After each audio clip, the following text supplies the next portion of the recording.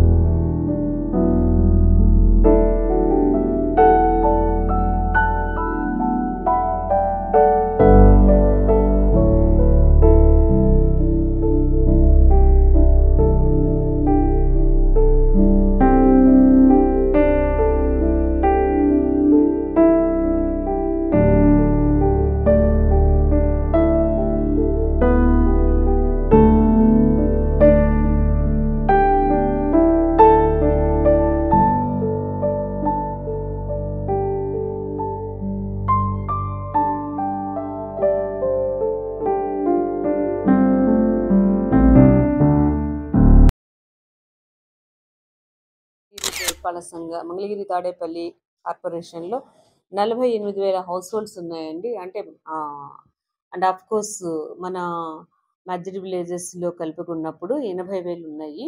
అయితే ఈ రెండింటిని కూడా జియో ట్యాగింగ్ మొదలు పెట్టారు. దీంతో ఒక బెనిఫిషియర్ రేపొద్దున ఒక పెన్షనర్ కావచ్చు, ఇంకొక వీళ్ళు కావచ్చు, ఎవరు కూడా మిస్ అవడానికి అవకాశం ఉండదు. ఇప్పుడు పెన్షన్ డిస్ట్రిబ్యూషన్ అప్పుడు కూడా గౌరవ ముఖ్యమంత్రి గారు ఇంటి దగ్గరికి వెళ్ళేసేసి ఆ ఇంటి దగ్గర ఇచ్చేటట్లుగా ఉంది. సో అప్పుడు పర్ఫెక్ట్గా ఇది వారికి చేరుతుంది లేనిది అనేది కూడా మనం మానిటర్ చేసుకోవడానికి ఈ జియో కోఆర్డినేట్స్ అనేది ఉపయోగపడుతుందండి. ఆ హౌస్కి హెడ్ ఎవరైతే ఉన్నారో ఆ హౌస్ హెడ్కి హౌస్ మ్యాపింగ్ అవుతుంది.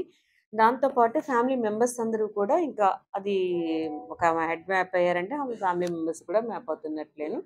దీంతో పాటుగా ఫోన్ నెంబర్లు కానీ ఏమైనా చేంజెస్ ఉంటే చేంజ్ చేసుకోవడానికి కూడా అవకాశం ఇచ్చారు. ఫోన్ నెంబర్స్ చేంజ్ చేసుకోవచ్చు. అలానే మనకి రేషన్ కార్డులో కూడా ఒక్కొక్కసారి ఈకేవైసీ పెండింగ్లు అలాంటివి ఉన్నాయి. అవి పెండింగ్ ఉన్నప్పుడు వాళ్ళకి రైస్ రాకపోవడం అలాంటివి జరుగుతుంది. ఈకేవైసీ పెండింగ్ ఉన్న రైస్ కార్డ్స్ కూడా చేసుకునే అవకాశం ఇచ్చారు.